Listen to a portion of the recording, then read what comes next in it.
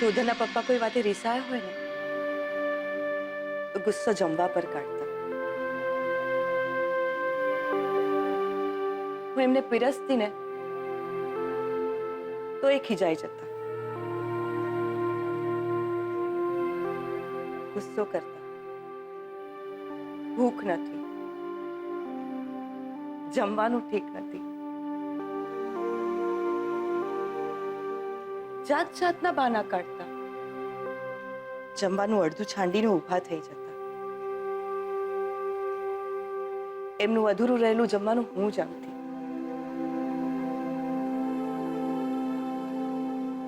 એમને ગમતું નહીં, પણ હું એમને કહેતી કે તમારું અધૂરું રહી ગયેલું જમવાનું હું જમીશ ને તો પ્રેમ વધશે.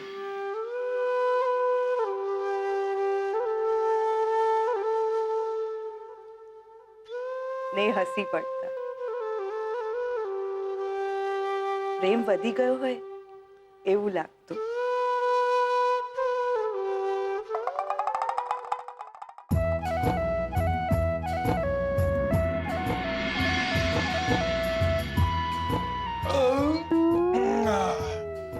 પતિ જ્યો, મારું પતિ જ્યો દિયોર, મારું પતિ જ્યો. પતિ ગયું.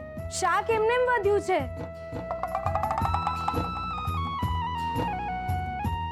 લ્યો બોલો, આમને શાક વધ્યું છે એ દેખાય છે, મારે એ જેવું છે કે પ્રેમ વધ્યો છે કે નહીં. અરે આ જમવાનું એમને એમ પડ્યું છે. આ શું તમે કરી રહ્યા છો? અલાર્મ વાગી જ્યો દ્યો. હવે મસ્ત જઈને થોડી વાર ઘટાઈ જઈશ. બપોરે જમ્યા પછી છે ને દિયોર, આપણે થોડી વાર ઊંઘવા જોઈએ.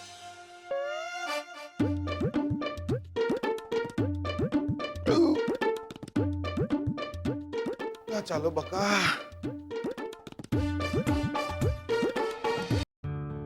હું જાણું છું કે તમે કેમ રિસાઈ ગયા છો. કાલે જે થયું છે એ પછી તમને એવું લાગ્યું છે કે મને એમના માટે ખૂબ ચિંતા છે, ખૂબ લાગણી છે.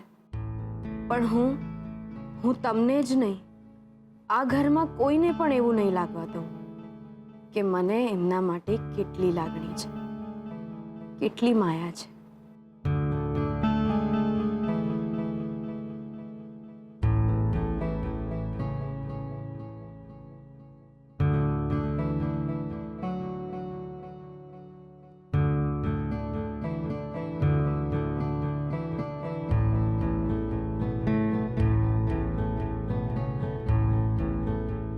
એમનું અધૂરું રહેલું જમવાનું હું જમતી.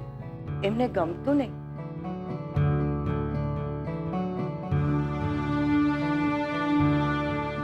પણ હું એમને કહેતી કે તમારું અધૂરું રહી ગયેલું જમવાનું હું જમીશ ને તો પ્રેમ વધશે.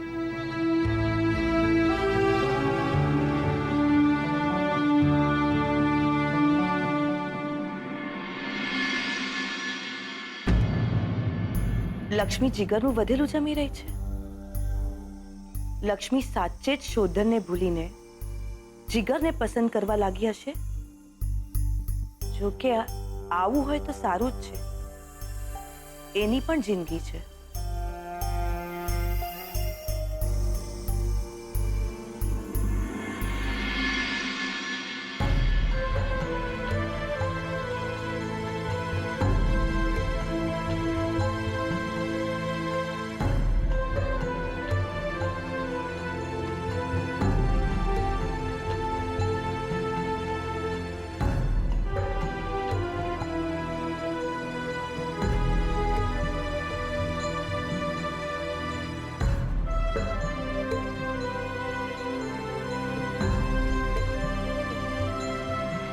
આ તો પ્રેમ વધી જ જ્યો દિયોર. હાશ, અમારો મેળ પડે એવું લાગે તો છે હવે દિયોર.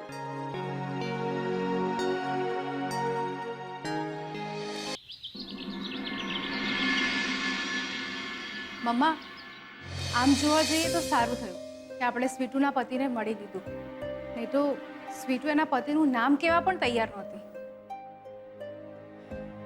આ એનો પતિ હતો. આવો આવો છોકરો? જો આવો છોકરો એનો પતિ હોય તો એમાં એને દુનિયાથી ગભરાવાની કે પછી દુનિયાથી એને છુપાવવાની ક્યાં જરૂર છે? લીવ ઇટ, એ એની પર્સનલ લાઈફ છે. સારું છે, હવે તો એનો પતિ એને છૂટાછેડા આપવા માટે પણ તૈયાર છે. હવે તો એના છૂટાછેડા પણ જલ્દી થઈ જશે અને જીગર સાથે લગ્ન પણ. મમ્મા, હવે તો એના છૂટાછેડા થઈ જશે. એ પછી તો અમારા લગ્ન એક સાથે કરાવીશ ને? લગ્ન નક્કી તો થવા દે, કારણ કે જ્યાં સુધી આ છોકરી તારી જિંદગીમાં છે ને, વારે વારે વિઘ્નો તો આવ્યા જ કરશે.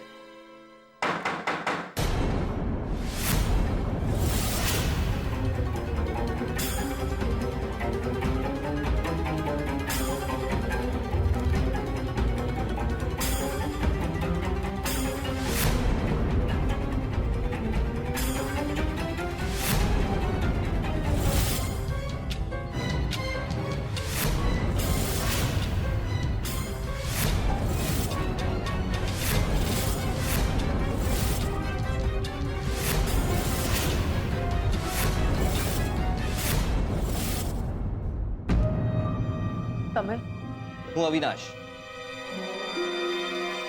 પ્રદ્યુમનની મૃત્યુનો કેસ હું સંભાળી રહ્યો છું.